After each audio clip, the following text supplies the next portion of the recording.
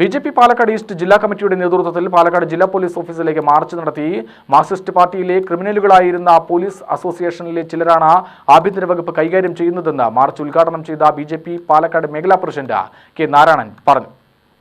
TP. Chandrasekharan വധക്കേസിൽ ജാമ്യത്തിലിറങ്ങിയവർക്ക് മദ്യപിക്കാൻ കാവൽ നിന്നത് ഇതിനുദാഹരണമാണ്.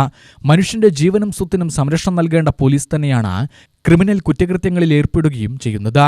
അടിയന്തരാവസ്ഥയിലും നിലയ്ക്കൽ പ്രക്ഷോഭകാലത്തും പോലീസിനെ ഉപയോഗിച്ച് കോൺഗ്രസ് ചെയ്തത് തന്നെയാണ് മാർക്സിസ്റ്റ് പാർട്ടിയും ഇപ്പോൾ ചെയ്യുന്നത്. വികസിത കേരളമെന്ന സ്വപ്നം സാക്ഷാത്കരിക്കാൻ സുരക്ഷിത കേരളം അനിവാര്യമാണ്. എല്ലാ സംസ്ഥാനങ്ങളിലും ആധുനിക സാങ്കേതികവിദ്യ ഉപയോഗിച്ച് കുറ്റാന്വേഷണം നടത്തുമ്പോൾ കേരളത്തിൽ ഇപ്പോഴും മൂന്നാം മുറ പ്രയോഗവും മനുഷ്യാവകാശ ലംഘനവുമാണ് നടക്കുന്നതെന്നും ഇത് അവസാനിപ്പിക്കണമെന്നും അദ്ദേഹം ആവശ്യപ്പെട്ടു.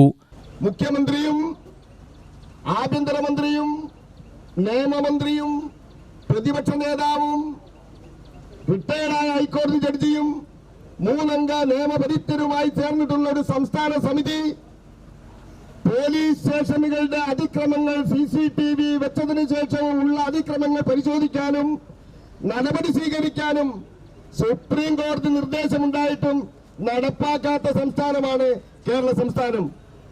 അതുകൊണ്ട് ഈ സുപ്രീം കോടതി വിധി നടപ്പാക്കി കേരളത്തിലെ പോലീസ് രാജിൽ നിന്നും ജനതയെ രക്ഷപ്പെടുത്തണമെന്നാണ് ബി.ജെ.പിക്ക് പറയാനുള്ളത്.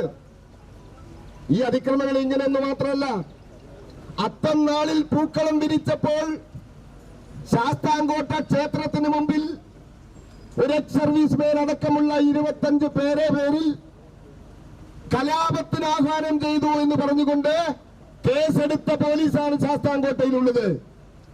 പ്രിയപ്പെട്ടവരെ, സന്തോഷത്തിന്റെയും സമൃദ്ധിയുടെയും വിളയെടുപ്പിന്റെയും ഒക്കെ ആഘോഷങ്ങളായി നമ്മൾ വിവരിക്കാറുള്ള ഓണാഘോഷത്തിൽ പൂക്കളം സ്വന്തം മുറ്റത്തും ക്ഷേത്രാങ്കണങ്ങളിലും പൂക്കളം വിരിക്കുമ്പോൾ അതെങ്ങനെയാണ് സമൂഹത്തിൽ കലാപത്തിന് ആഹ്വാനം നൽകിയത്?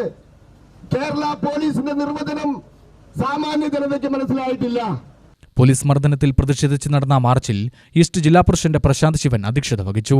ജില്ലാ ജനറൽ സെക്രട്ടറിമാരായ P. Smithesh, N. Shanmukhan, C. Madhu, K. Venu, K. M. Bindu, Ravi Adiyath തുടങ്ങിയവർ സംസാരിച്ചു.